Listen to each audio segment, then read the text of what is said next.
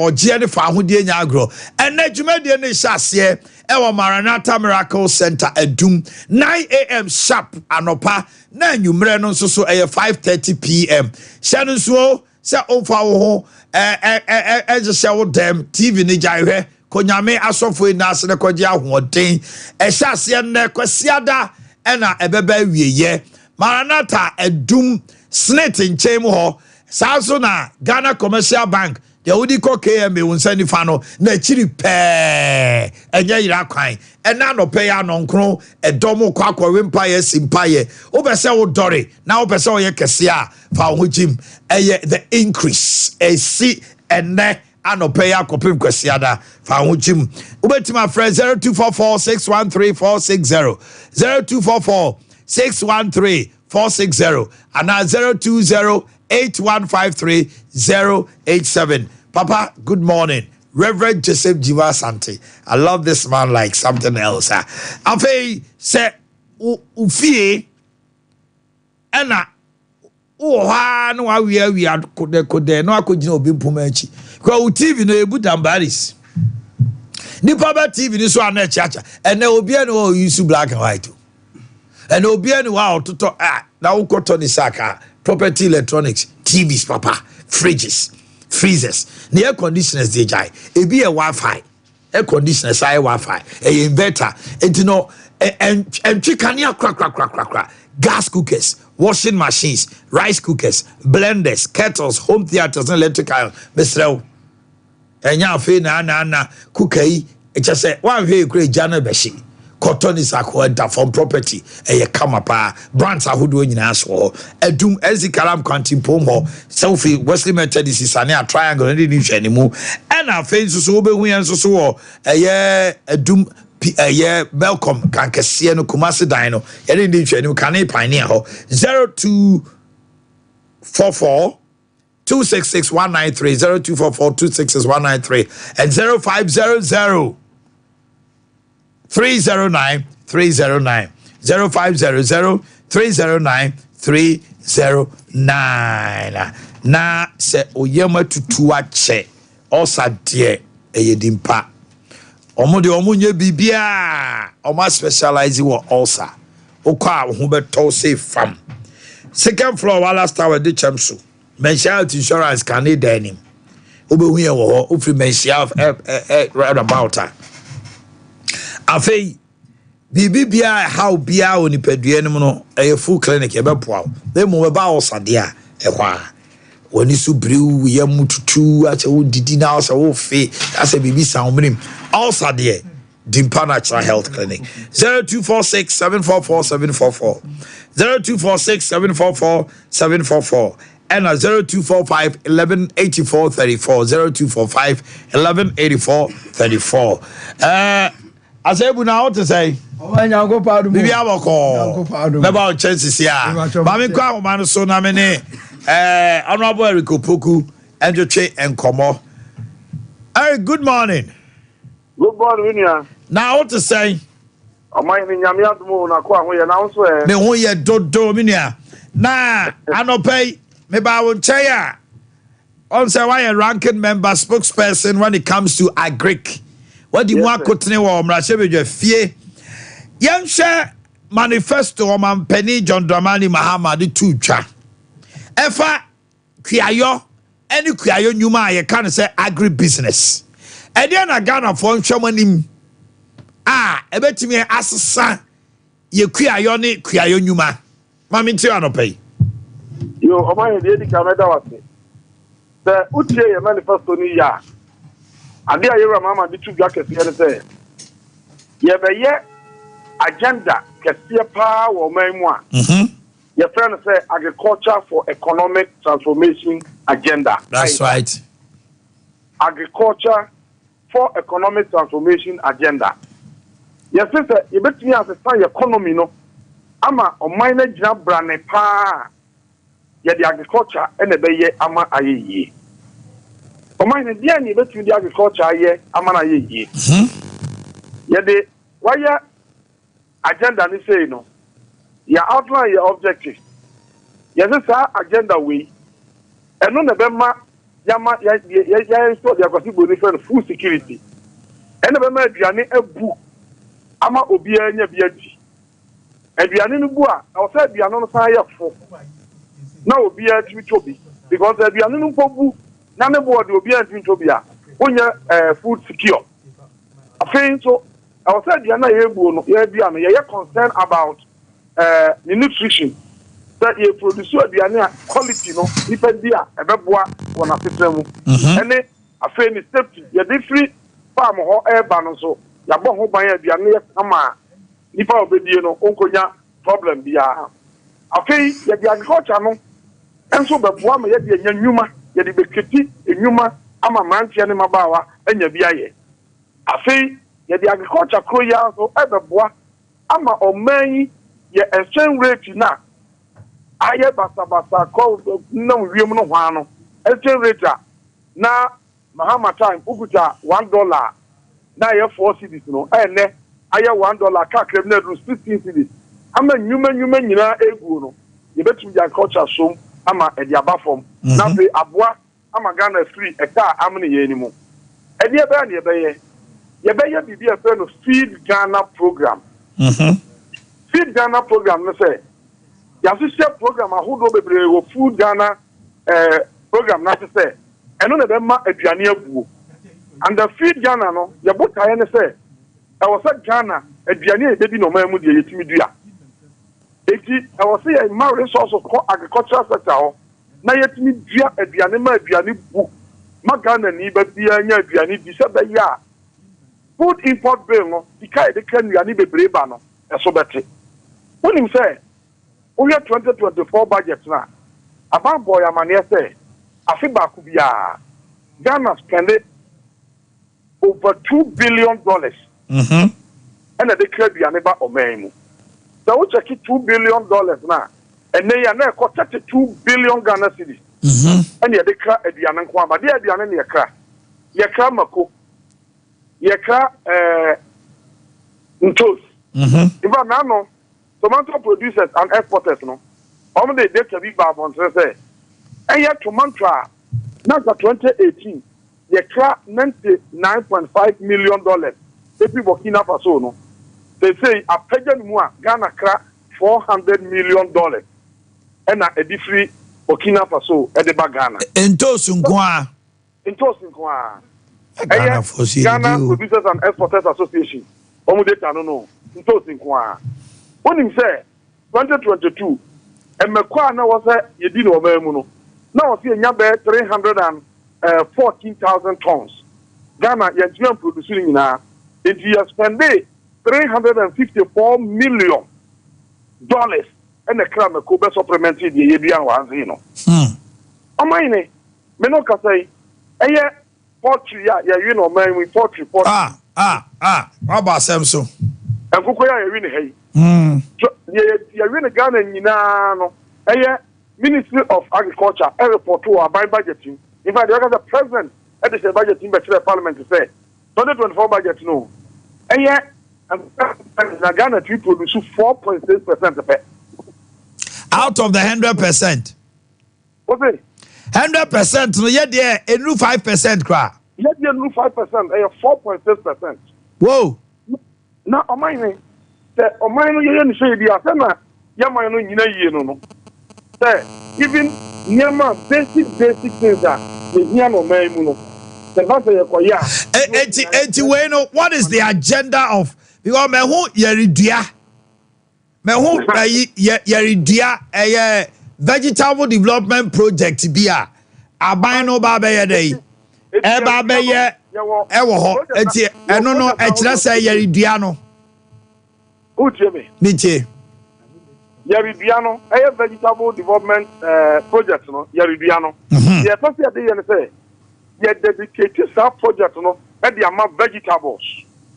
And the onion, I'm a severe onion, no, you're not forming almost in the various districts, I'm not forming the cooperatives.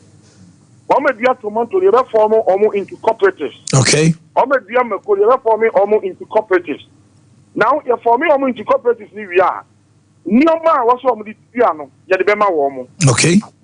I think Yabama Womo insurance, Yaya, manifesto no ya capture insurance policy bi a dey break for no because problem for no facing say command ni say okodo cocoa no okodo tomato no na ifesia ana say nsi otobro so a oniema ni nyina ye dey ayeka ediasa bank no ma go say ni say onya ni sika no nti ama bank no person be ma afiafo no sika ma odi akoye na akɔhye because recovery rate no e wo form okay nti ADB fire say MS support to agriculture no what the sika kwa MNT we Ghana free agriculture no ho and carry ADB mandate na and go say go see how man 85% of the the agricultural sector ni nyina obi anye nti sabe be solve that problem no ye introduce government agricultural insurance subsidy I your friend guys government agricultural insurance subsidy okay nti obi a wo ye say many bi dia because say you target say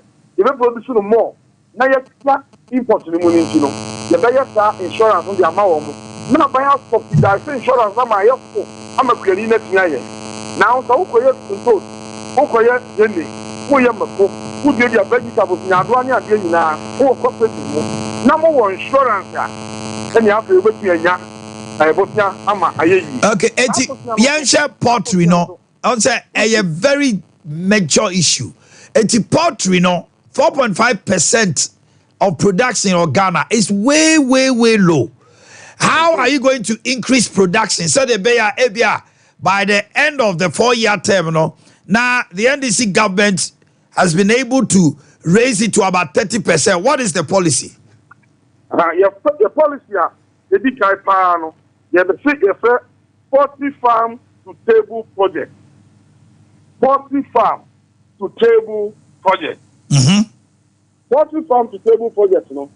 You need 40 farmers ni na ebeshia. You one more a year 40 na. Betu aye na kama no. Omo die ba ko hi omo ye cost feed cost no. That's right. You ani dem ba omo poultry no. That's right. The crop. Saba ye beba form no. You be card ya share manifesto no say. Omo kan NDC wo near ma national service. Any for no. Youth employment for no ye commercial farms. That's right. That commercial farms, you better educate that farms na yellow corn na poultry farmers na penal. Some they feed woman. Okay. The ya no deliberate abai be policy say munia krafo we say ade no ko na munia mu bia wie ya abai to na ye bia sie e dia ma poultry farmers no. Now ye di sie ma wo mo a ebe ma wo mo poultry ayina conform because cost no conform because abai asheda say you say you full no mutia no or you mutia nyamo e de yen nkoko no afei I was here support to almost sika you support to almost be omeja the technical advisor ometia yo wo munwumani nyina na ye made in Ghana ye consume ye Ghana ye consume Ghana no the cost of production no conform ka credit e de ma wo mo a e san so mo de na ye papa more nutritious than the import ba no na omo de no so ye sama how be anim no you bet me ma Ghana for do nyina agera koso na ya consume ye dua no more a chain nya yeah okay yo aerobic my member mu ha on irrigation what was say ye kuayo akoye dependent on weather ensu anta ensu tobro so a enei die ejise na mo wo efa arable lands are betimi irrigate for dams said the beya kuayo no betimi akoso afini nyina and they slave yate sensuo na ntono omu suro sa anhwa e kompo beba. What is your policy for yes enti mo sisa ye ma akuafo wo saa de no ho sai ene sai eno no ye can wo manifesto no say ye identify maybe a ensuon abetia ye dine atwea kwa akiri e de ama amanfo no bebre e de okọ Ghana Irrigation Development Authority wa ye was all listening ha abai e di sabehye enum because ye be se kuadwuma e na de economic growth no ba na ye that irrigation yin bebre wo bi a ye betia ye na atwetwe akọ no bi a ye ntimi nye no o ka so ko ye dam ho because enye ye be ye that be ye friend dugout no dugout that gas no the only problem what that gas no say baby o ha we that gas na tani e dey pe ubakona insuo no nya dey enim okay but bia insuo da obeti dia irrigation na ma ayeye bia no ye be ye sa ade se be ya e be ma hofo na tie bia no ba no kama ayeye na unim oko ba bi se Canada ye ko Canada se ko ye do msi o irrigation o man ye ko do ye no irrigation na kasa no o ma ya private entities and the manage. Okay. One irrigation after phone munina. The government, you know, a Chianaka, the service on now as I think the honor of phone will be or more and not by Sabaya or mine Benya, a Piania video be no more transport to be Friday, and yes, car. It's in normal day. I'm an on the Baha. None of one queer for China, Bianha, just because a honor about the Hushim. Okay. It's what? John Mahama and NDC air can say irrigation there. Yes, a winner baby in Siono a walk. Now, why, yeah, now what me a check at your court was I said, been back home, the Brisa Baya, a hopefully not a year for now, to me, and you be aye, ama aye. Honorable, Madam Asibin himself, and your name qua, Shaman himself subsequent days on cocoa on other issues, no matter about champion. Medasiano. What is that, Dr. Boamah, who needs a cocoa that are good? One day. I will say he is not aware, sir, cocoa about the Kabisa. Now, you are the head of the economic management team. I know the Asam Sabe. Wabra cocoa, so in New Ghana economy. And a cocoa, but I'll head of the economic management team, Unimore. Hey, Asam Sabe, Eric, Mammy Fausia. But I'll see a wedding come on subsequent days. And also see someone, Dr. Mahmoud Baumia, which they know ye no. Asebu. Oh my. Ay. Now what to say? Now go for the move. Meaning, say, by ho, who get the ketua. I don't pay bombing come. You oh my young couple in Shamupa, Mojuma pa, Mugusua, Moye, Emma Ganane, Asantamai. And there I no pay the enchia. Ebe free Dr. Ba aso ye ama obi a wo hwe yen obi a wo tie yen ye chia obi bia na afi ye di Nyankopon hia ma obi o hwe yen a wo tie na no pai obo ade na daroma ane asa betena se enkwam ane ahodi mu da bia ya hya ne so se Nyankopon ma de pa bi kyem na nkwa wo mu na so yade na ma wo nkwa so a eno oda Nyankopon asese kim na afi wodo ani a che Dr. Ba aso ye na afi waba na ayaresa yesa no ha ye dia haban sa no na waba na yasa obi hwe da bia ya na nipa bebre ebre ewo yade mu yade nkan wa ebia unhu yade sedi sitie yade ya ntina mpanimfo so obi benya wa na firi yade ama me ne wanse na firi yade timi bubu kwabrane yade tete kwabrane sana yade etie yade ni modefo yade ni mohiani da bi yade nim se misikani yade nim se wedi ahia no yade timi ko nipa bebre so ama yade mo timi toba ha afedie na brabo na yedai asai eno na Dr. Batna se awodwene hunu se ewiase na ye wono se wan hweye na se wan fa no ma sefata ama nipa mfiri yare mu a betimi amomai kra yedai asai fi se nipa wo mu nyina yare a hwan na betimi akwakoye adwuma enu nti na Dr. Basi nimdia Nyankopɔ de ama no se onti ahaban emfa nsame ne umienu yade no ogusu a oye enti ebia na me ne wudi nkomoi wo yade ewo nipaduanum mesesha ne nso se Dr. Ba hospital yenton waduro enti ade bia ewiewia wo nipadua na wonte ase bia no akwanya wo ho se ubetu anamon na ade wani akyere Dr. Ba yen yaso eye ho na fe ya hwew ama yade na nka ebeku ebewie ho no yetu afiri nipadua nim na ho ato enti na no pede ye ni gisemre se obefa Dr. Ba ye number ye didi dwuma no na no pe ya me no wo kase Dr. Ba trase wo kumase atonso ago a wo twen wo se bra na wo yade ontu ase na fi onso onto ye number no e 0244 0244 988 004 0244 988 004 and it was 0244 08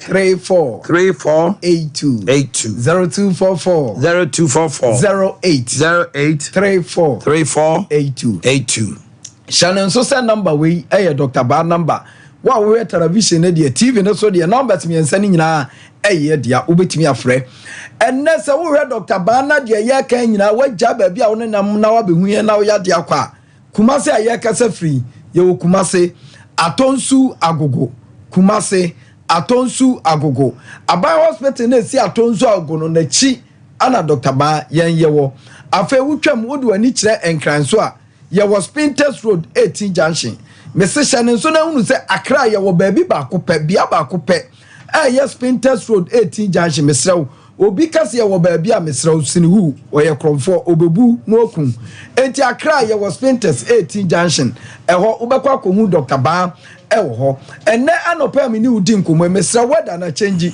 enipa bebre do mpe no mo kasa ye omo ya enne no obi ntongu sonso na anopa wo sole ye wo ka wom sasabura wiewia ni kotodwe ne honam nyina menne age kasa ndi dompa boso mesrew so wotena wiase yese we die ye me yade awoba na eba one day awobaba won sole biem no akadem na afi wada bubu ani sebe eno na Dr. Ba se yen kan kire wo se abre nyina ye ni wudi nkomai ya ne ye pese hunu se yade ne woni padua ni mo efra no rheumatism sasabro no Dr. Ba wo ho abai wo ho aduro enne wodi tu yade ase ama sasabro na free ni padua nim etie bia na weda ni change awoba ye wo ka wom wo na ya wo ya wo pagya wo nsem pagya chese wo dompe no ka se mu nyina hwew afedie wuntimi nante kra chese sasabro na woni padua ni ahotutuo no abeda woni padua no esen awo kakra ayeden aba no nti enti na no padia meka che se mi hye wunkran na mo anya ni daso ewo haban mu se tumi wa haban mu na nipa onim te no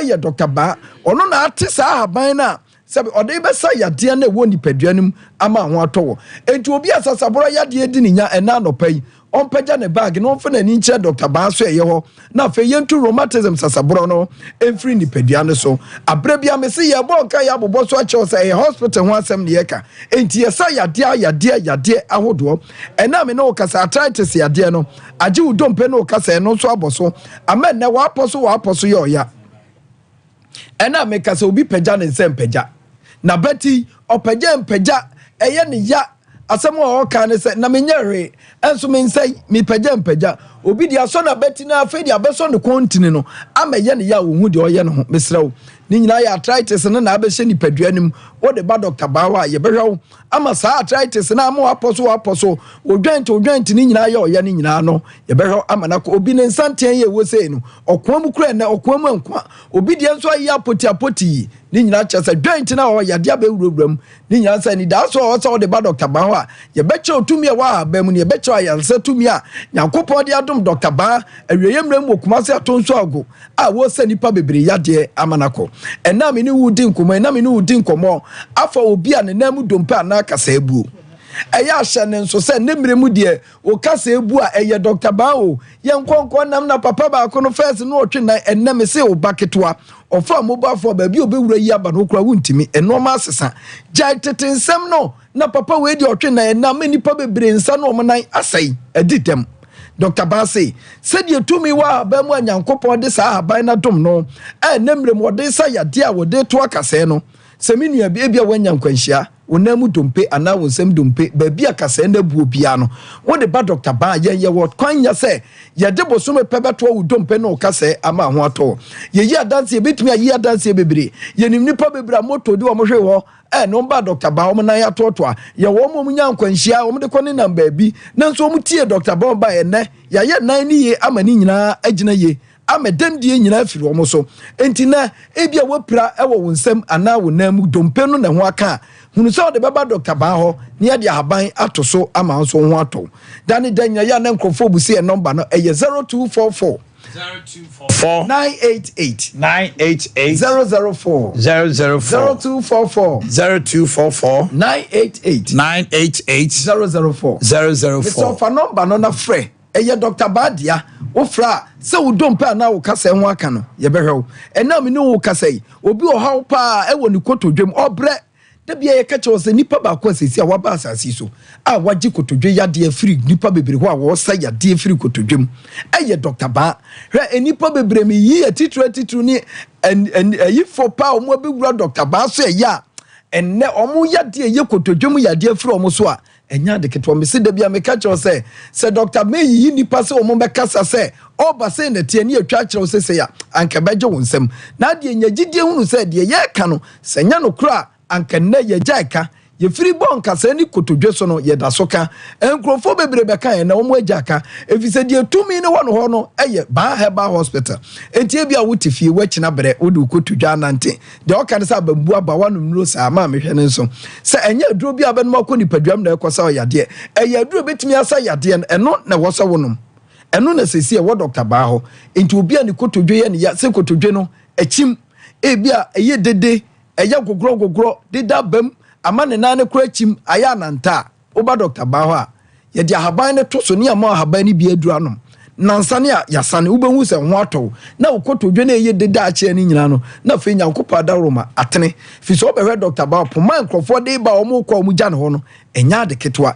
ni nyina kire se ye sam nkrofo yade bebere enti wonso fa ukotodwe mu yade ne bra Dr. Baho na yenhwe obi ne spana ko na chikase no amen na ne fa ache amanimu akoa okokete so awona okotwa ya ka chense na chi ne mu abiebie to kura bedam ma me ba kokura de o se na chikase ba ko afra kotana ba ko so ama obubu oguo a wo ba Dr. Baho se no bi na ato a de ye ka che on se enne ye ne yetimi di ahaban esa obi a na chikase o hawo ne amani abamu ama na bubu ogu fom no yetimi pagya no ma ne sole enante enti na no pa me ni udi nkomoyi e bia na wa chikase a bla Dr. Baho obi die yesisi yade obi sisi apem wo akwoti ahwe ampa mua wodi matontme wodi mayewe na amana bubu agu fam ontimi nsole nante Dr. Basi we nyina na enso ne ye wo de wo yamfomso won na yamfomso wo tenetene mfomso de apratete ase wo ayarehwemu no ono no fa no aye ne ye no amanipa dasani ne yade ko afiri ne so enti ne senka betie ne ye na baji Dr. Badi na baji na haban o de se yade dia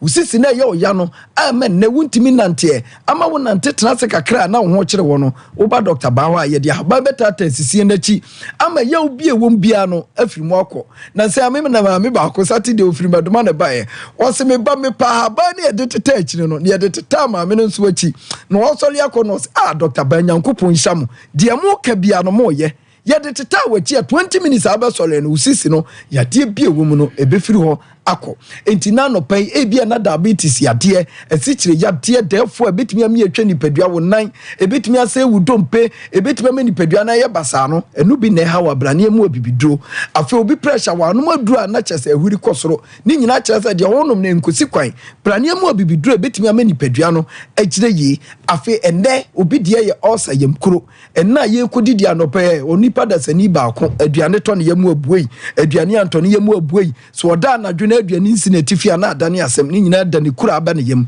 nanso pese wo sa na situa Dr. Baho obi de egwaita ye kompo ene no so etete no eno so ba Dr. Baho ye wo ho akwanya se be yi kompo no afiri wo so afi na me ne wo kasai bia na wo de ne ye twere yade eye fom yade a won de ba bia nipadua atwa hia nipadom atwa hia sa da no ana sa yade we yi ne ho na we ye yade wo se tena nipadua nim Dr. Baho bra na twere yade fom yade no yenyi mfiri wo so ene obi tweseka o kasakasa o to nwuma nsem fata adwene ne ho aka wabodam wakono nom no ma bi ama adwene ne ho aka impos wo no hwe ana na adwene ho aka edambo no eye yade wo de ba Dr. Baho a ye be ma na duro ahaban ama yade na ye dam na aba adwene ni mu no adwene na timi asiesie yi ama no so na adwene ba fie ama aye de sefata e wo abusuanim ena mi ni udi nkomai obi dia eye nsanom debia me boso ka che o se wo papa bia na wunua bi tu nsawe na o re nsapa aban adwuma na o ye adwuma bia wo ye bia etimi mieyi na di na mi ni papa bi o kira de ebepem ne nsa saa no de koye ama ne makura ntimi anko omanim yeyi na di enti sa o ma mi bi wunua bi papa bi wato nsa no mu wo yiri bi de onum aye nsa wo ba Dr. Baho a wo de enka nkire no de yan se wo ba gya haba na gu aduanim odi hwia ensan onum biem afi obi de ye nubonenum wanum nubone saa ama na wo hwe ni tirinwi kura wu eno so ba Dr. Baho ye be yi na ni nyina firi ne so mesraw ena no pe ye de kasa ni nyina ba wie ye mesi ade ehia esefata nemre mu ame no kasa yi eye Dr. Baho number G ne fa kasa no emra awieye number no eye 0244 988 004 0244 988 004 0244 08 34 82 0244 08 34 82 Dr. Baho kumase atonso ago and can your sprinters 18 junction Mr. no pay Dr. Bati Kumasi atunso ago fa yade nyina bra Dr. Baho ne yesi amfi aba nyina pam yade no e ma hunu se ye ba. Thank you very much my brother. Okay mami ma dapa simply put o de friend dapa na udra hafo anu potem ho dia okum kom and omo friend no. See, I mean, he's only the youngest parliamentary candidate for MPP. Mudia. Na, what do you know? You have no southwest. Actually, east no. To move ball left and right. Now, what to say? Divya Boko. Yes, indeed. Eddie Kamebu Sawadia Bakwa. Here. Yeah. Meaning, sir. Ye mean to Musa mon file I be a monk from near man, but Matisse mu yes, I Juman pardon den. What pro bow have for no southwest at to say, ye sharing Musa Francis do visible Kaisa. What pro bow have for no southwest at to say. Yo, my name is Medase, now the Denchia Metifo, the two Krura. Na Mabushin so Akufi Kasim. Akocha young papa Nana Adodankwa Ekufuado. And then the leader of our party, to be precise, Dr. Yaw Boamah. I feel so in Chakasi Nkoma region executives na fe Mabora me constituency Ahafwano Southwest. Atiefo nyina so in Chakasi Nkoma obia. Na aprobase ma wo kai na atwemadwen ababibi so. In fact, and near my did that nakwem. What I would say is things are in order. And Yagusu, and Afem dear. Me no can say MPP wants say you want to say Sevi MPP near party, Koshia party be aqua, near ma haphazardly. Okay. Debia Mekase, you want to say papa, and Tia Shemuno, drew bra party structure, and Makwan say. Sabi nkrotu ni nano wo ye PC a ukọ na koda ho adi officially etre krotre ana edikrofo ene aman henefo like opinion leader krobo okra na AP na sabi odikro ana said o hwekro no sin ho but ye ompanifo bi dikro na hwe wonsa okay sa aprobo no na ma sha hye be na otwemienu a ye wo mu ya. Now, call you know to say what has been the response because Ubu Abeko ye free bibi masiri many memuna mitrim. Only one more asitnemu o call campaign yet te wonsem say okunkom de ye na nakwesi adwuma ya mefa ne kransie ona na ye free no kunkom say din ye to so anache say enya akwada na eka empanimfo titre wo Mantem ho na eka okunkom. What has been the response? Also obeko. But woman nimni se ni ombesi age ofeso afa no. Wa hu ade na ka kire. O ma himeda sekese na makase seka aprobo no response no nko anka ba. Ka ba beda. Cheria ka ba beda. Emu odeye. Esan se on se empanufo no mo wo kasawodo bebre. It be in a short wise saying, some are in the form of parables and money more. So, Ohine, Anna Penny Cassia Tim Catcher say, what the how when why you were Juma Craria? I have some mood to a mood. Let's not shim cram. For now, the meeting idea a year positive. A more day, a son said, and this is say, I have for me, I know me and Sunny now, or more Jeff Samo. What the end account? Miss Matibi. I want to be Miss Matibi. Almost me and Sunny, I have for no southeast, I have for no southwest, and I'm say, I have for no third one here, dear. North. I have for no north. And to Mummy and Sunny, to move Parliament in a monkaho.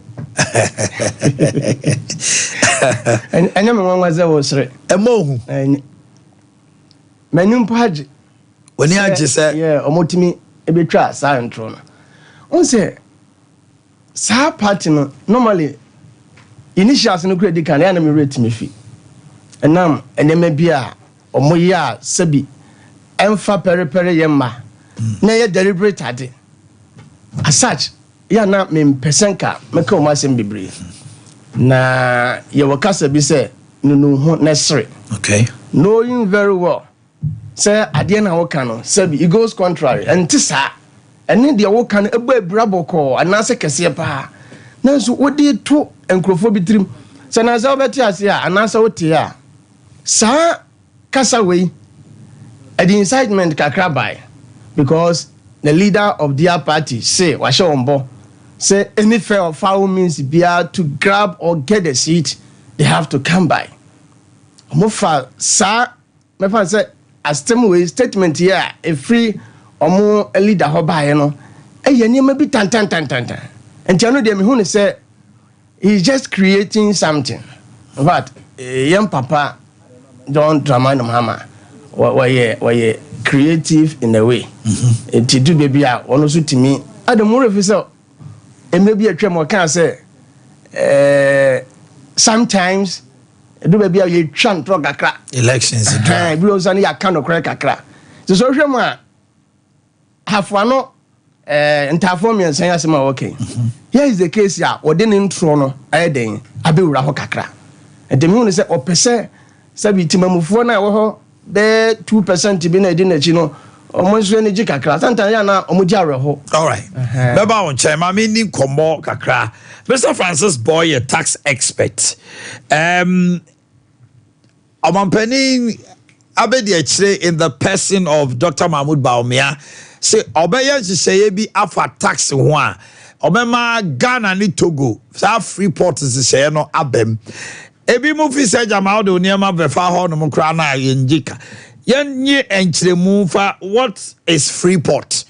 Mr. Francis Boy me watching me just minia now pom to say obade na dom ye ho ye na ya no obade ase say ye ka say Freeport wa omampani Ade Akye ka say obehwe say Togo and Ghana yen hye no a efa port ni nyina beye pe anasa ye de kra be ba form say de be ya yen so and de ma no dodo na containers no be 5 ho na Freeport no wada roma we a tax expert wo nim de wa dore ewo sa eto hye mu no ene de so ye ka on say maybe ano o mai wo pan dodo a eya ye paso a ye de gisika ehwe o mai no ba ko ye custom duties do the normal eba o mai no mo na ya charge your duties bebre sometimes you know it depends on o mai if we so eba na Freeport no ye concept dia o mai no and aban no be ka say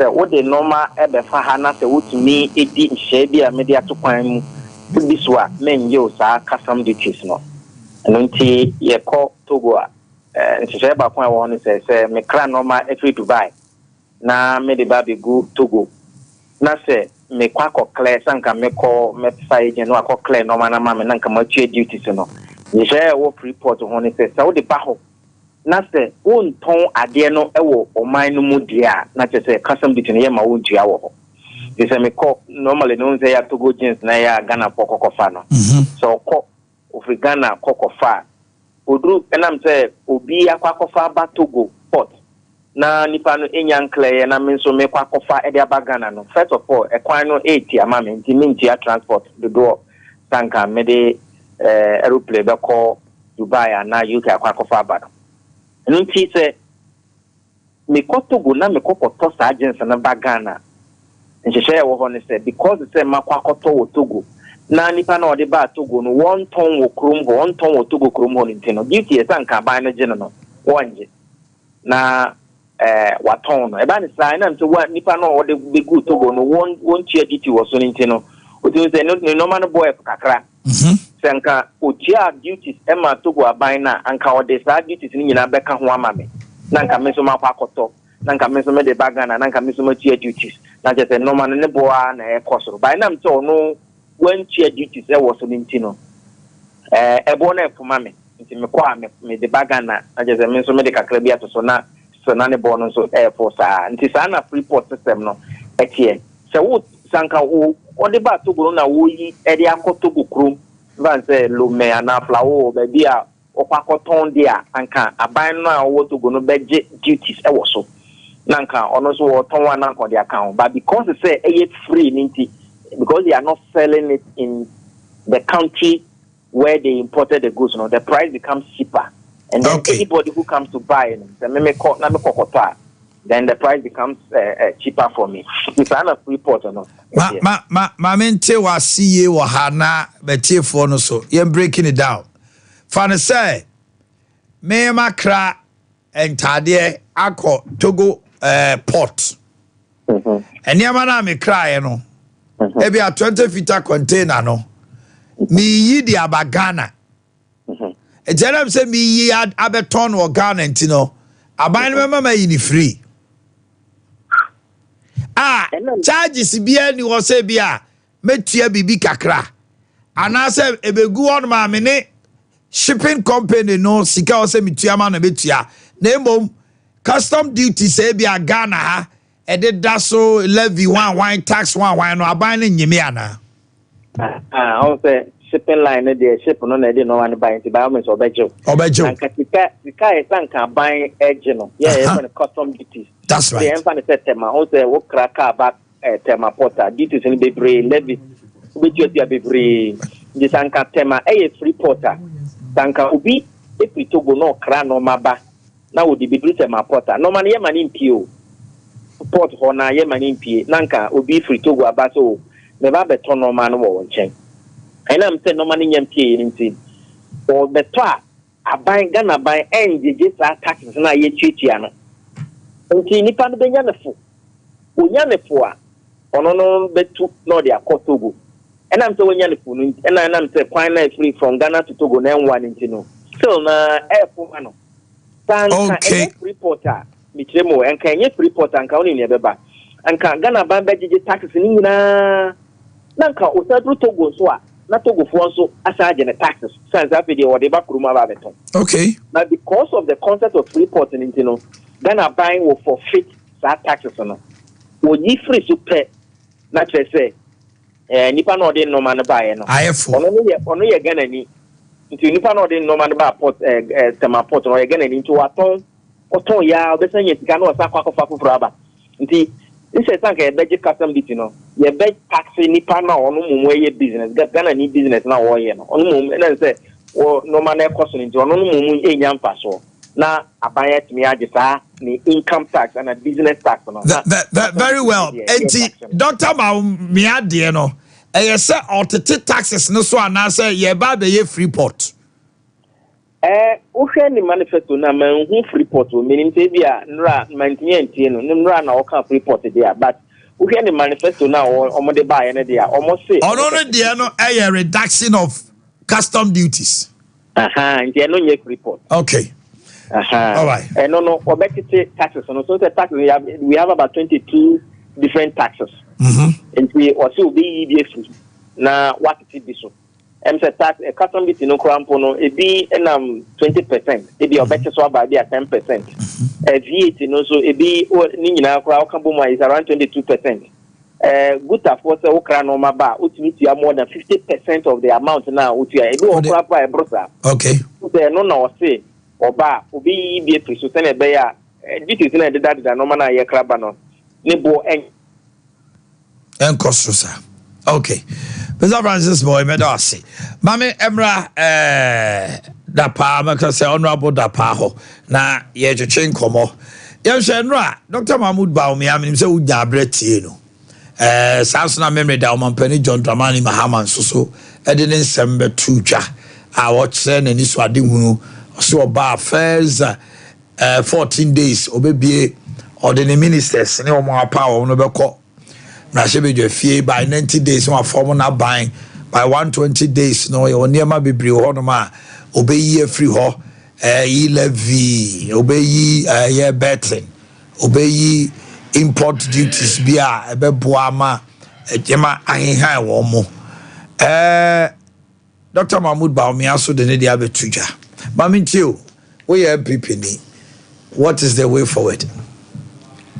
Me that's bi na in fact anopay me gas meninji ya ensem bi enya me sra na me twantro se unma de friend no original ene de friend photocopy Penny, I mean, who know a da enra and a da Yanum Ecusia or Mamacase, University of Education, also airline to both on manifesto and any maybe a camera. Mera who died. Share Ghana, Ayo Maya, Mamacase, MPP at the mine every. Namia for Musu Shy. Now, and some American was midday. And some you know be twins in any. Now you near did you see the real or the right formula? You never resolve this issue.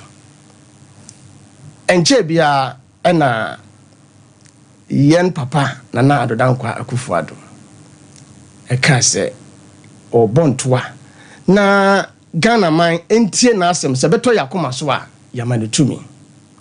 Before say or babe bontwa edi free SHS. Ahye dwumadi na ase no. Na tumi no ewo ya no monsem o de kasa NDC me bo party ni dia ya na ya meden esa say omo ba na Ghana e ko negative o de nya bo anyway na tie yam papa John Ajekum Kufuada Roma bra wo ye free cash and carry mu ama health insurance ba ye na ye start say ye enjoy health insurance. Why no mu say no ya asema etoti mamufo akoma so sanete dia won so ekoye package for de ba say omo ba omo de no ombe no one time premium. Okay, in fact etoti mamufo asum ama omo to aba e de ma abansesa ye de insurance who twaba say wo se mi modini ama NDC for buy. That's right. In fact omo ba ye no why no mu ma ye hu say e wo so mu bu ye kwasia me jara Ashanti region esa say hana me free hana me che dem who ya say within short time almost a free capitation so what me kro mu ko zuma kran so a choose hospital me answer no man no wa say me free man kran so na kunzu no ma choose me kunzu chip compound so dem be ya e bia ya le be kam na me nya campo nte was etimi de me nante ko ho na bia ma choose man kran so that's the district on a government hospital ho na ma dream that say e bia na that me yare no mo ye din aye hia hospital kase enti me maximum make my kwado say me de confirm na chebe kan na say nyame ampata na me se me kwasra me nwanko bi e wo Cape Coast ana northern part of Ghana Volta region ana Sunyani area any place outside Ashanti region na nyame amwa na se me yam keke ko kam ho a de na me ye so indirectly or directly omu betwa mu health insurance na e kan no omu betwa mu enumu anatima mu fadwin samba ye se no ankrofoi o maska me to wo se yenso haze kokromoti ye den eto aba eji wo mu free ho ena nyame ncha de e sande ko hyehyɛ so ena Ghana fo hu ne se no sankrofo ya ye nyadoa wei frakadam we dia enhu hia se so won so bi na don't forget young papa John Mama is a smart man. He is a smart man in such a way say what my catcher and say Ghana for you could a short memory and saying and check na you refi asem it based on that na dream na say you refi say obey try insurance mu ewo Ashanti region hana me ha dia asem na meka ama yam papa na do dan kwa Kufuado buy ama within shortest time restore and now send the baba first 6 months very good and na me no ka say so with insurance card Ghana have a bia sebi which me the call Ayarabia I recognized and nay was certain say I catch her say so what you first to now me can photocopy no original be wasem yani aye tray was seen so henche say uko school before say near kwaje original certificates no you call cafes say you call modern buy a boy na akona print ya idika ka yeso ahwe baako aka otu na bia o papa nyu ni no asa koye baako aka yeso aka baako sa results na be print no uko school na kwaju school mu dia na won school dia no se bi ani da ho e chain we just e bi na SCA mun chame manifesto ya enkrofo ekoka yi asem baako a any MPP for them so it sound like say enye MPP4 and yam pass some crana and ketimi do mu jana court crana na yi esan say o ma wiaye ana duplicate abem. How? Yeah, Nikai maybe assembly am tetifa companies bi a omo ya cars ho. Ba ko se ne car different company akoye. Many ba me so no mu gina aseni ya bre. It is na me cars me ba na pitches a eso atutu meye ne ye na ma make sure say across the country baby omo ni bibia no meye na so be kan the same asem a wa wia me. Enu nti na e wo school na ya transfer na twom na hwe obi de so a yetimi chew na sanction na punish you. They need to be punished. Anya for their grow. Adia NDC for you no. Na short memory me kwso aka me manfo especially oba na have no southwest there. Obi anim say ye ntrase em obi e my dada yem biem. Ensi enti one eya toro. Hwe me kan ase ho baabi. Na o kan a omo pese omo kire say yempo ye corrupt. Ya fa o manager pade you know, anyhow, knowing very well, say, one casa unia. Na edu baby, I na ameno seven.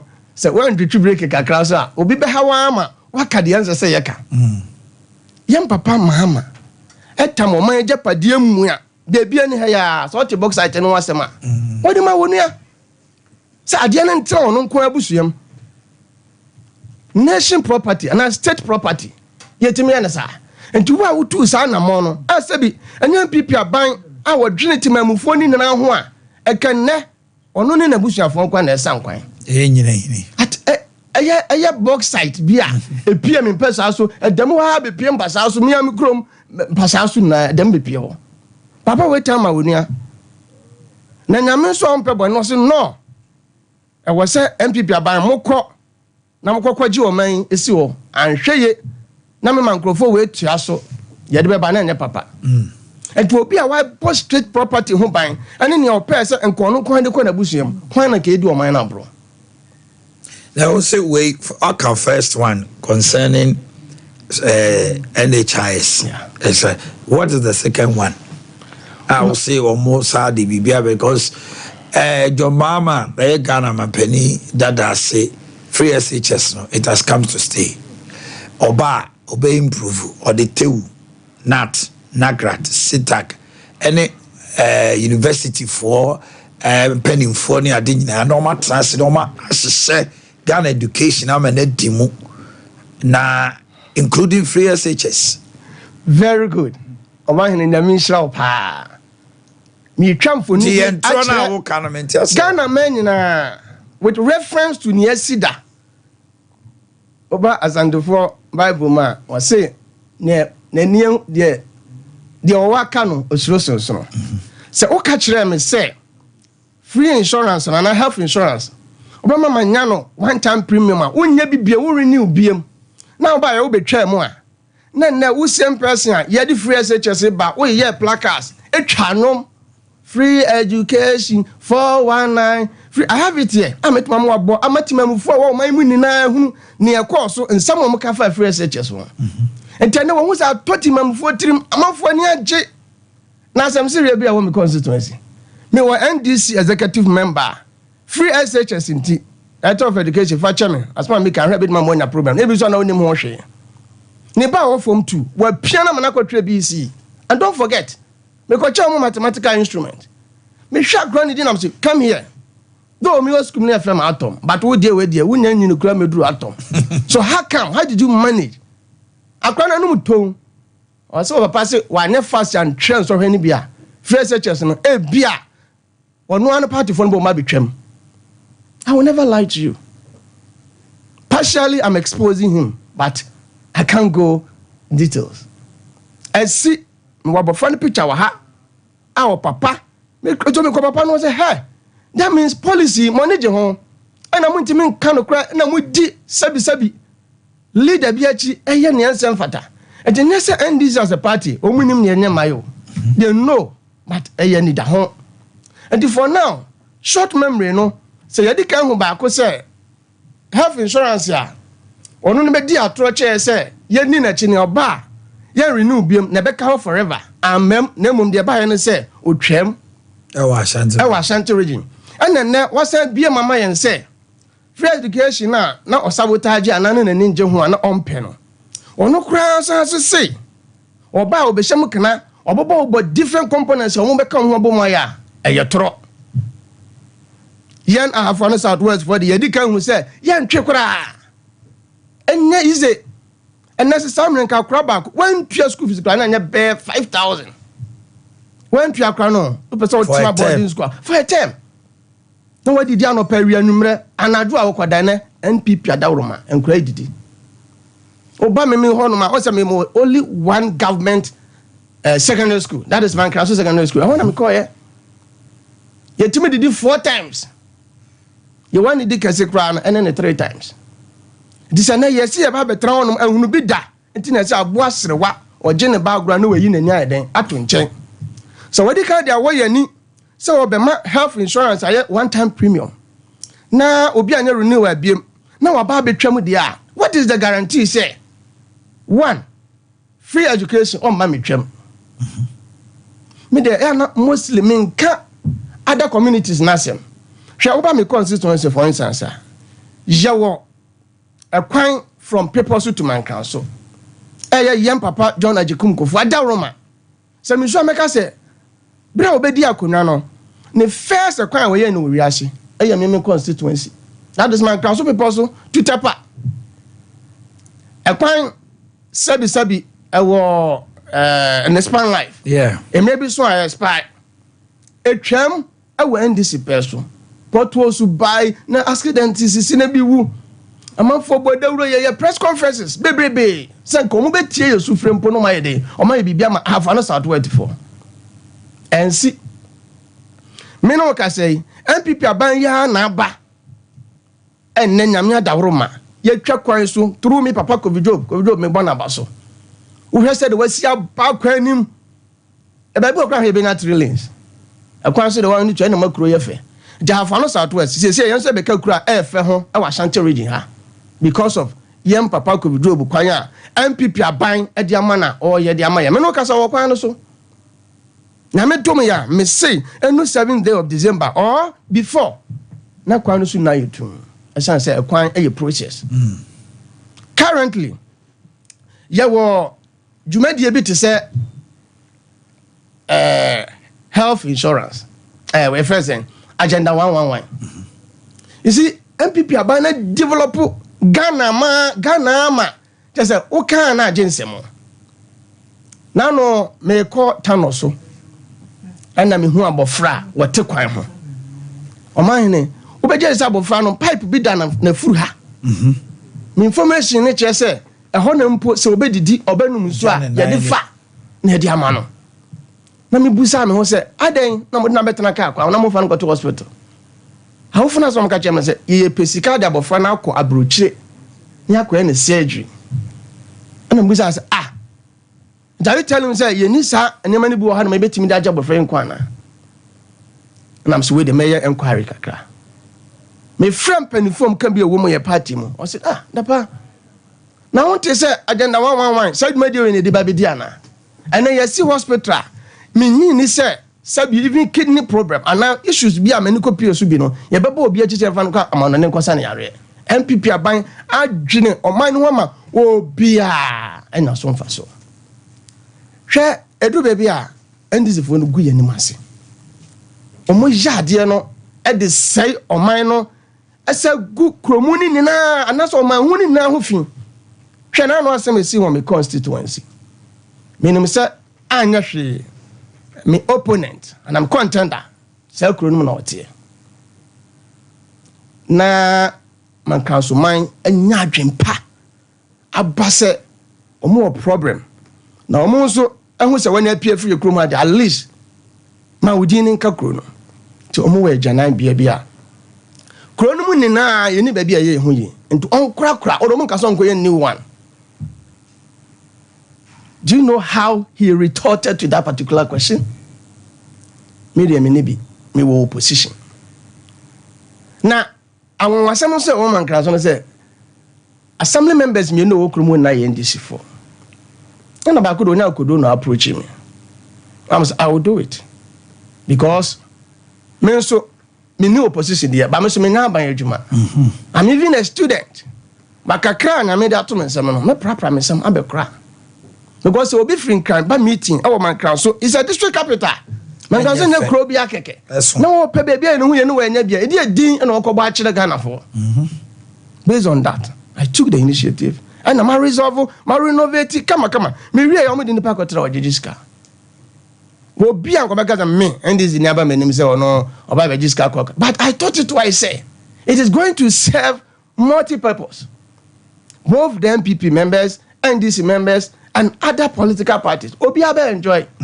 So the antina make a discrimination. The power in what is a Ghana and he say I'm much a woman.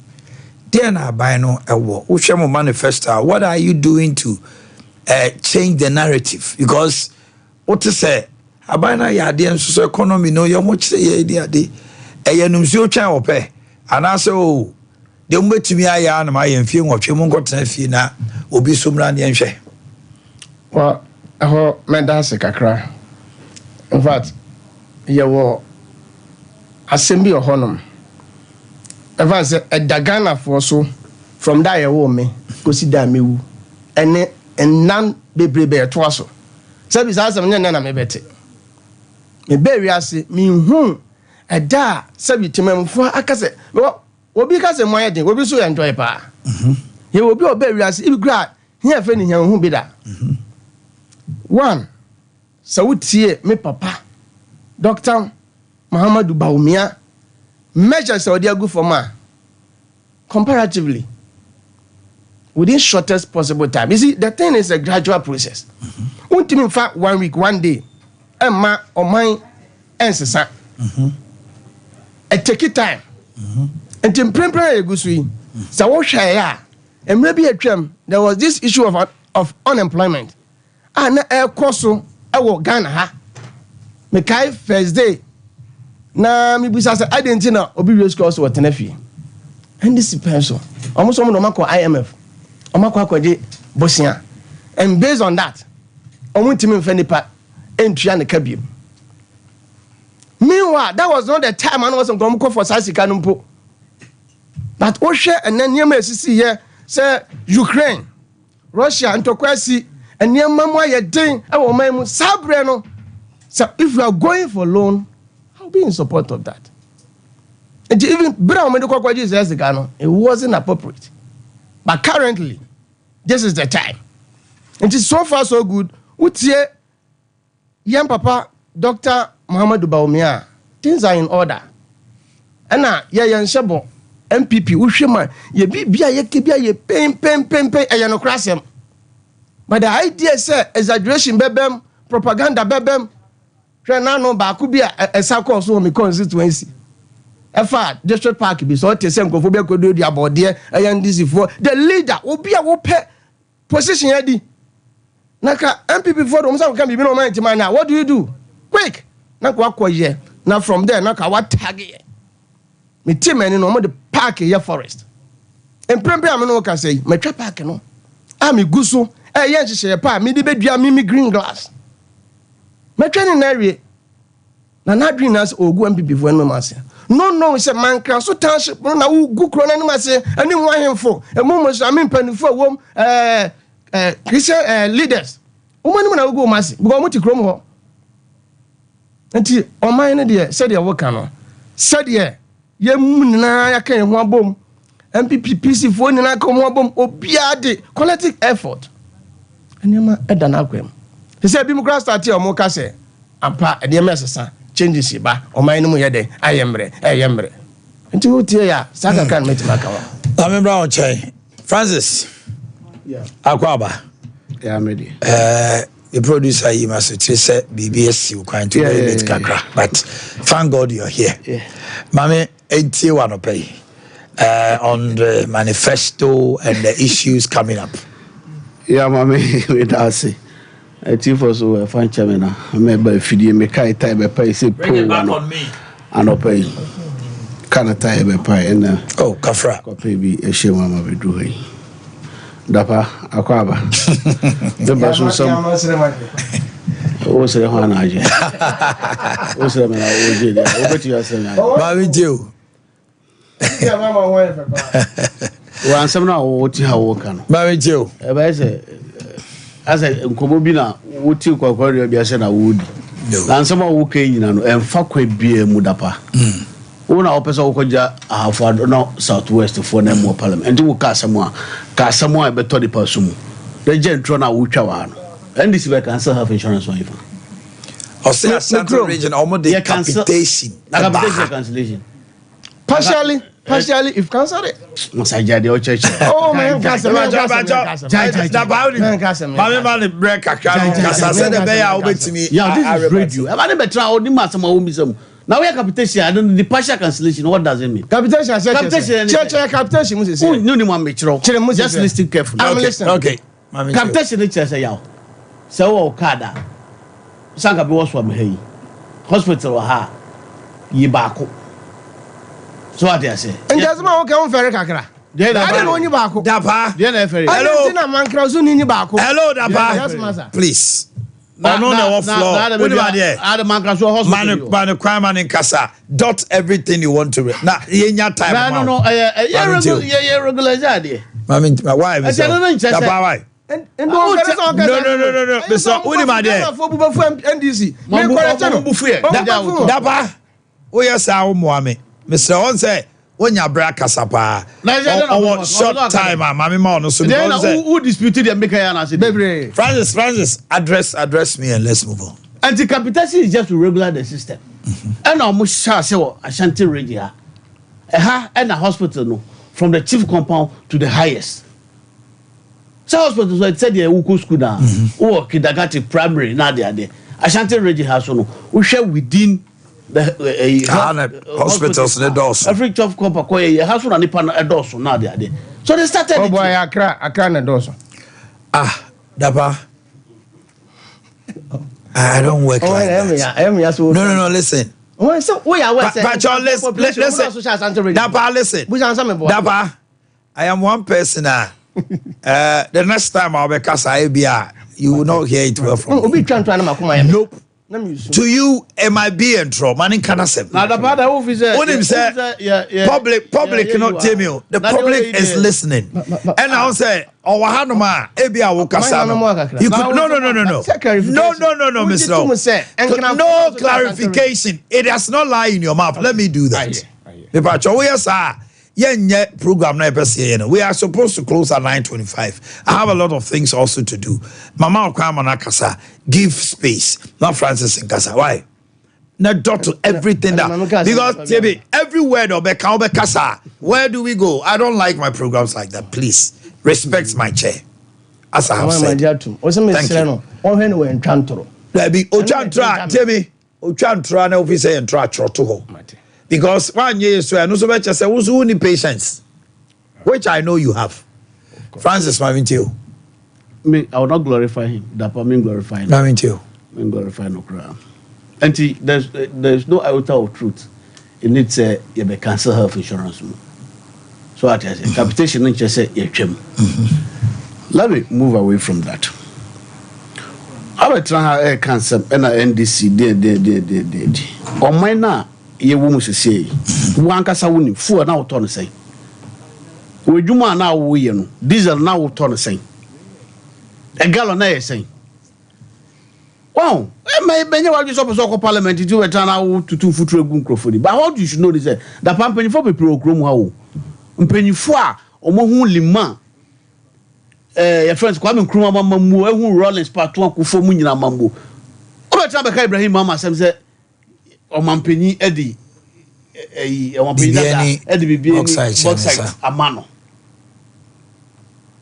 ena mo yede mo ba na mo ka say dey mo say anko parliament because international agreement ana mebo ena mo rectify na mo gifre no so you etu twi bibi etwi o mampeni we ya ka family and friend wuti ase wa ma ni kwoti anoba sebi ni kwoti anoba ne ba ma me chen hezri ne ba a creative act woman post woman what fast man in train sign what can say be there but just move papa no now who to na we say am bia da pa we say na me say where you will be me no beti ya ye pa na wo pese de wo de open Dapa me ba o. She be ka de esi wo bra wo de Dapa, you want to moderate the program for me? I'm sorry, I'm a transferati.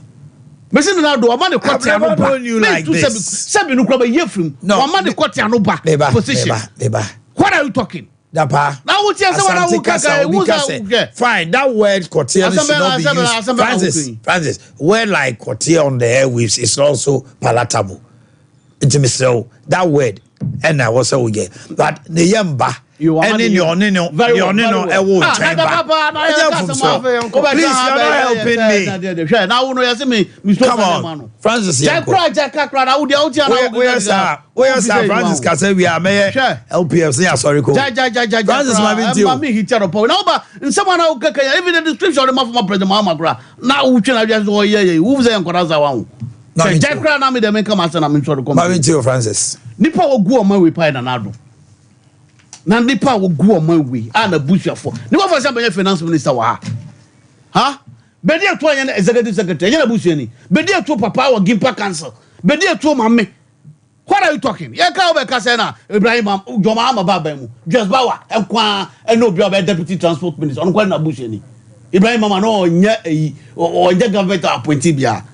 And the idea na ogiga keke masa ugo to nkra no odua na sia na wa twa santro na chro mu na enye emu bi so what ya what are we saying about manifesto eye enuma na ese ye de ba usu tu kwa pai and e wo wasem a you are one out of a million nipa person owura mahama e ba na omumbra omu adwuma no there are millions and is a one yeska de bia dina sa otia na wo ka wasem one day that is your own headache yes a 24-hour job ye de ba.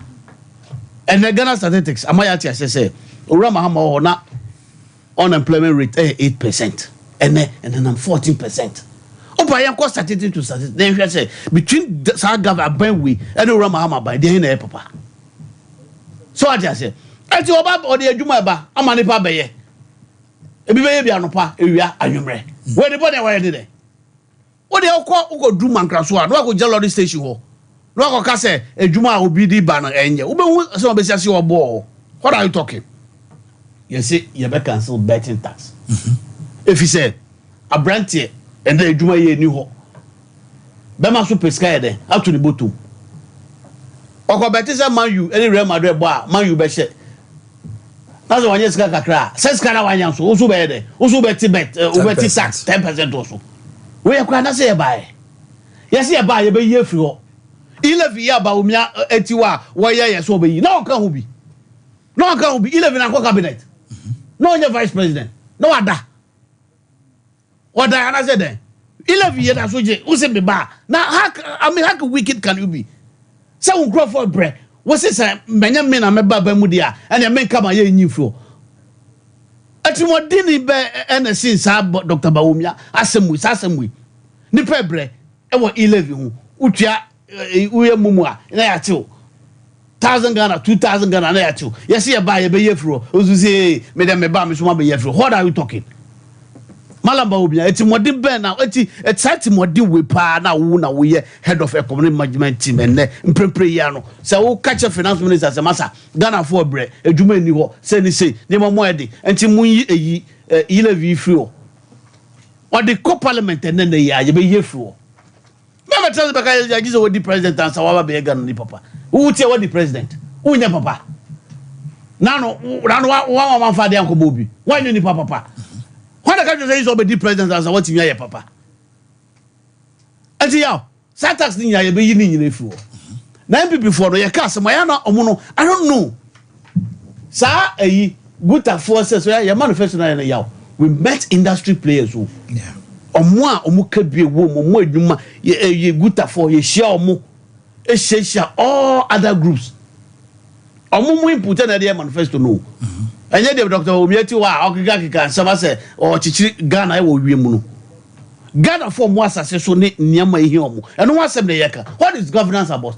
Governance is about making sure say unkro for ho beto omo ya broje yeka say Ghana for corporate ye dey ntia omo ko say adwuma wo ho bibia ye system ye adwuma nipa $20 wanya fufu o de bedel fufu wanya chicken and chips ana meboa okọ KFC aduane bo fufu eno No, that is it.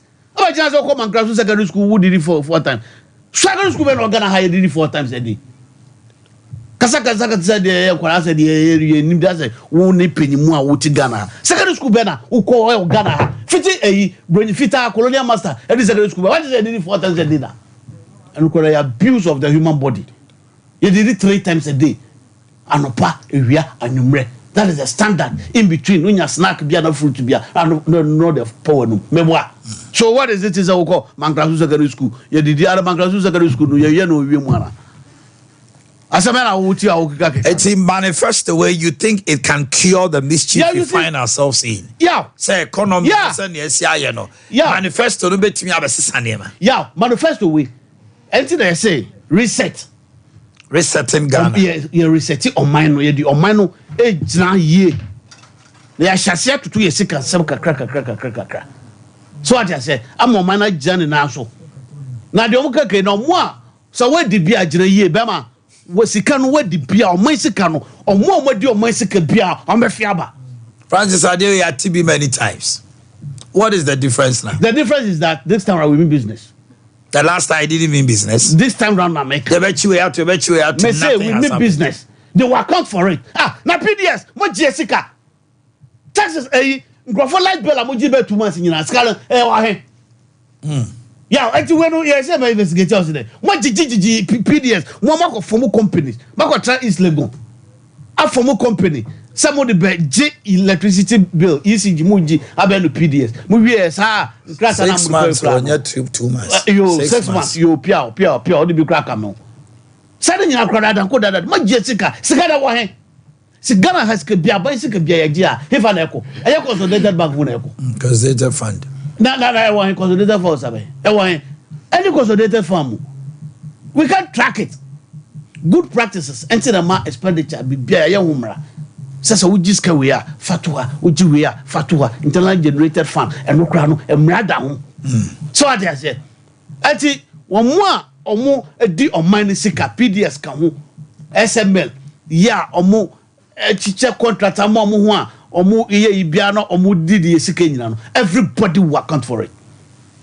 Yeah, everybody will account for it. We make actual uchu a hwe manimu. So what the bia no kwa be mo no kwa no what the bia omu dey say Francis this is this is a 4-year rule of your mama's government. The wheel of the law or whatever does not grind as easy and fast as it is. And how Yatibebri MPP we will jail these people. You bet you at least 8 years. Nipebia could jail. But take example, somebody like Opuni's case is in court for 8 years. Graduate my time. And Mekai, I'll say a Joseph former MP. It took almost 7 years. Political issues like this, it takes a lot of time. In Vietnam, you are telling Ghanaians all right, but Ghana for any genial regime or Sakasa will maybe if he say it is dead. It is not dead. It is not dead. Ghana need bia or we done Akuma Subiano who support this cause. No support, no, but Yatia Makoye say nothing was done about it. Yahweh. Please.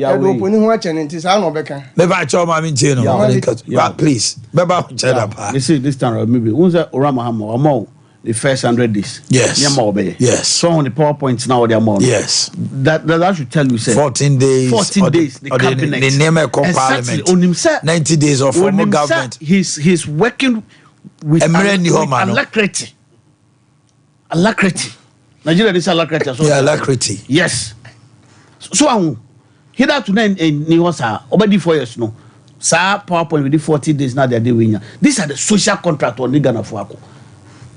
So I just help you. Auntie, one chairman there back home manifesto no any MPP for the na ya ka twam num. Duplicate. Now so I don't know. I tell you. The microphone no. Hey. You say this on radio. I don't say it. Mango do you say it for man? Eh, Mami too. Mami too. Mami too. Price Mami too. That's not distracting. Yeah. And to Ghana, the Bia will support it. Now say Sebi, we'll sign a contract. We are never sending penny MPs woho. You say PDS, GG light bill, GG scanner, and that is huge money. What I'm Ghana for Sika over $50 million, right? A blue sample, I could tell me na doku. And I'm going to me win a pa. Sure, Mameka say Mitro. Akufo-Addo unsi hospital bia a friend agenda 111 uni mame kachro enye danta bia ne danta yaw danta ne de skabano hospital sama na mawe ose o musi enye sama mama we hani sabi mama be sabi mama be no be na kwa sabi na oge ko hai sembe kra so sabi mama be hwana sabi mama I don't know Mamicho Francis let's move ela me try say Akufo-Addo enwie one agenda 111 bia okromwa nipa operational hospital need there mfidie wo ma doctors e nipa so that was it the motor was hospital ya kan say the sanka for hospital sanka ya wie ya ya kan say danka say ya wie so there's no need for you people to claim any credit hospital any there wo wie nipa wo mu mfidie bronyi fita mfidie abefo mfidie wo mu edi nipa adwuma yeah na for abeta twan say now cancer de cancer agenda wa be na Akufo-Addo esi cancer yare e won hifa o man kra so e ho na wa na unzo ba otia wo ye nyina akra no wo bu shefo kra pushi se ndis wo nua ba kra pushi se ndis embra ba mu efi se modi omu hwiambo wan kasa kra o sumo za ye du hwiambo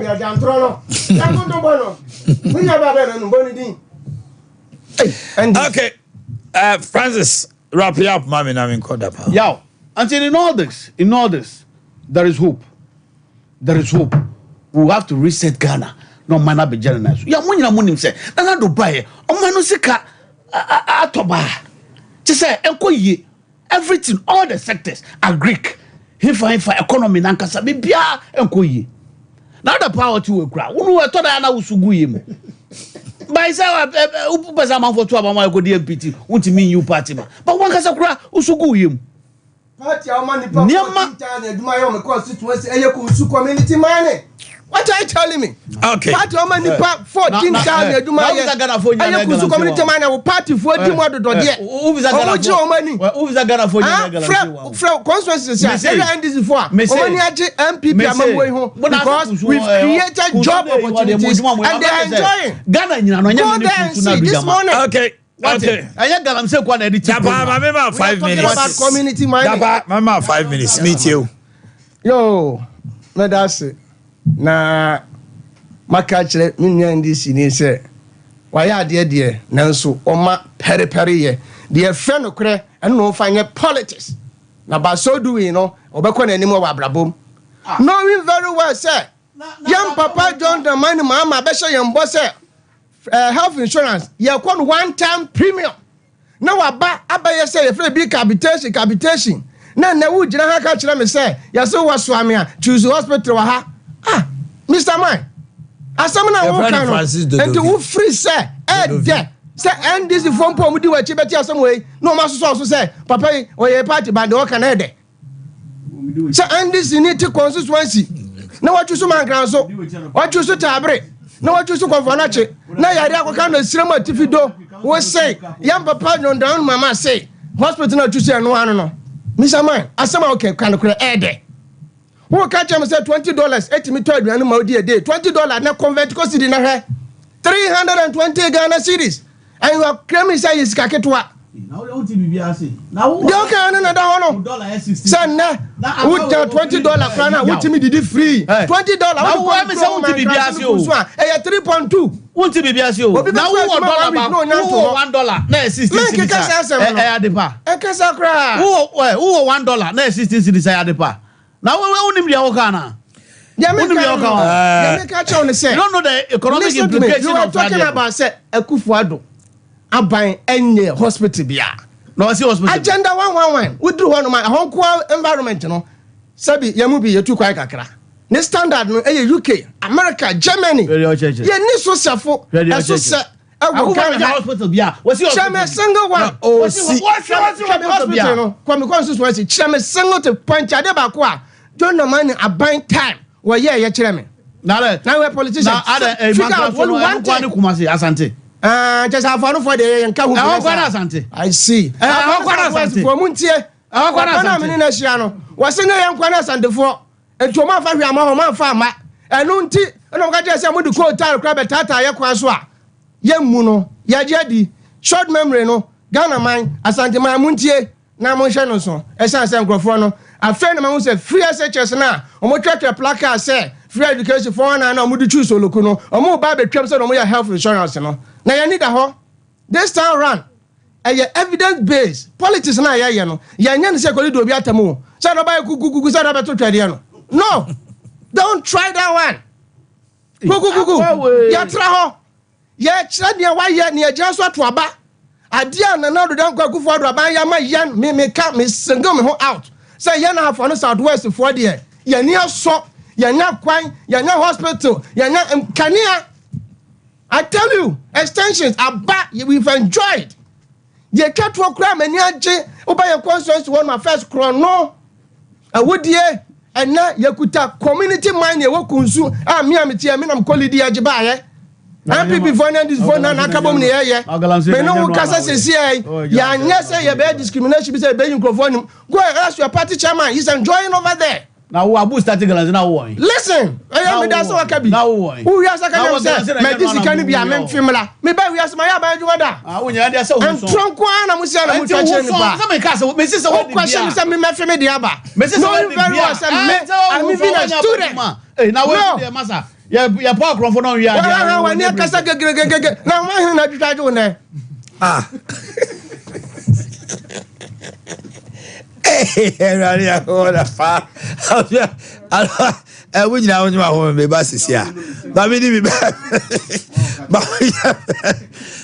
Be ba chao. Tony Sack Adaroman ye di birthdays Ibrahimo. Property products no. From TVs, fridges, air conditioners, washing machines ne ade nyina no. Oni boma obedi ada say. Papa.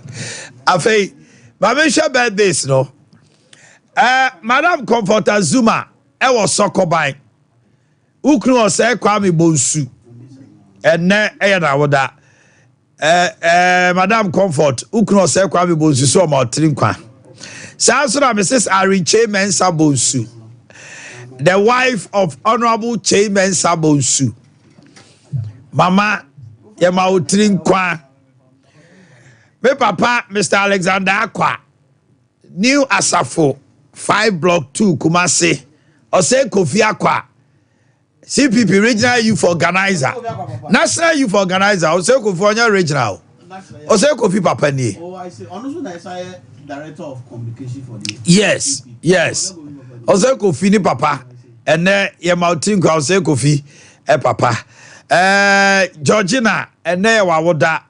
Koja branche aguna so mo trinkwa ino go say bonsu tafo pankrono na Yaw Boamah Sompa TV and na branche ba me ho na woda no okay Abigail Asafo J na ya woda Andrew Asafo J of ahwa so mo trinkwa Mr. Opapa no Maribel say the why of Holy Mount Zion Model School Caleb Champon Boating Auntie Nana Kuyasifa, today is your birthday. Auntie Nana Kuyasifa, Auntie Nana. Anyway, Asante for Hima of New York. From Don Pablo of Nice FM. Auntie Nana Kuyasifa, Asante for Hima. New York, Asante Hima, Enono. Clarence Nanajiman of Semenshia International School.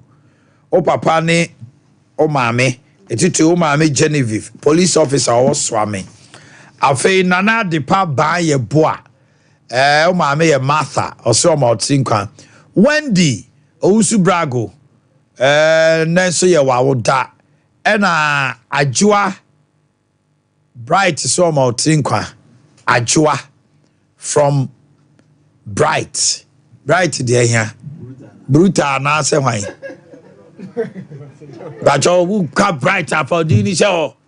Oh, perceive who full name no. How do you do secret birthday? Bright. Bright to force. Yaw Boamah class with the bright.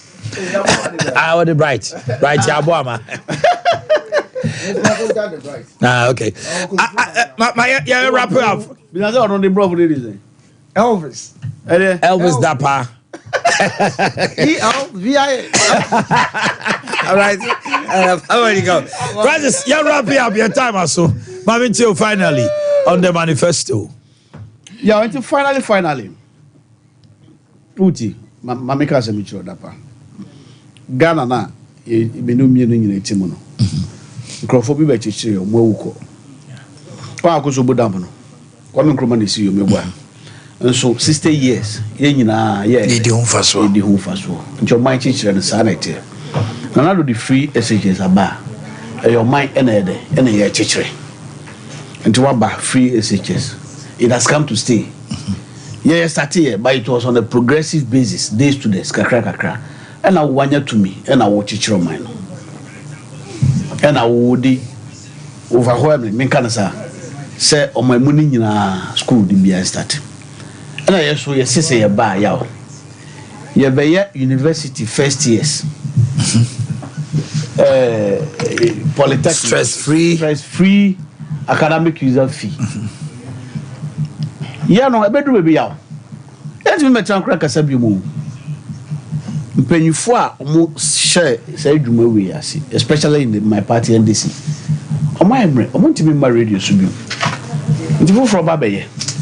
You should run Mahama at the academic user fee about first year's norm. Yeah, quite anyone. No, a dear ma on mine, on mine. I said, Mimi Framuna. We are Sante. We are Sante. Will be a fishroom. A kabumwa, ye nim de any yardeno, ye chichro mino, and yet nipa bako. O manu ye chichre, because wo ma eba. So what I say, me ma eba, dapaba eba. Ye wukwa, someone ma be take over. That is nation building. And this will be the policy ba. Na say also the fufu ba. Don't sit down and say and I copy and I there. Na say be. Na oraba wumia de se a copy ade afri ne ho ayaw ana say akomawe anka agu bibi anka ma na agu and this yen copy bibi afri oraba wumia ho da I don't want kan me na daba o minute aka no o ma na wie na ma kwa bra bia ye copy bibi afri oraba wumia ho a o man no e be bo se to. Thank you. Francis, I'm having to dapa. Yo, mine, Medas view. Yeah, we'll catch up on him, PJ. Kakra me catch up to say. Papa, what can't send me out to my grandpa? As I send so. Or for Akosombo, damn din over 60 years. Kurunda so just in Faso. Sounds on a young papa John and Jacom Kufo. And not what did you confirm to your for emergency. Okwa utim se timamfu na yakan ho boma sebi yaja yahwe ho both political parties e yenufo no ma enne so tie se wasi ato no bo ase na wagye ato mu se free SHS no ampa yaye bi na tie de odi twa ato bi a me hu ne se mate ho nkomo so se ase omo start free tertiary for first years and then academic user fee. First year and also the che. Second years no na subsequent years in the omobeje ananya sa. E ho no mo ko cha gu so asan times and times 2. You see yenya nkwala sa. De na omo ko just say atom be increase fee no. Omo chere say first years no. Omo de be che no. My information reaching me ne say subsequent years no. Omo be sa cha gu so amna be shem. Enti anyway tete ho amacha guzu I say on be increase. O da enyo ono ntiase ba ma increase academic. Dia me cha no say dia me ka no enyo wo na mpesa o tiase. Me pesa ahwefo na tiase. So I'm okay. I'm even okay that you don't even understand. What you say? Enti kakra me ka kato ene say na me tomo ya. Se utie papa dodo bi asema o kan ya. And this is why dia to say mu ba be kan ye ho ama yɛn nyinaa yɛde tumi no ama Dr. Mahmood Bawumia ne akyekyere ɔman no sɛ de ɔka sɛ wotie a wɔsɛ obi yɛ adeɛ na ɛkɔ yɛ let us also compromise. Oh yes, me here yɛ bia adwene mu da hɔ na biribi ayɛ okay. All right, I wish you for me dem besi anamo Dapa Elvis Dapa PC ma for the Southwest. Francis Odobi is a leading member of the National Democratic Congress. I wish I for me to see her. Now, let's get ready to. My name is Kwesi Antich.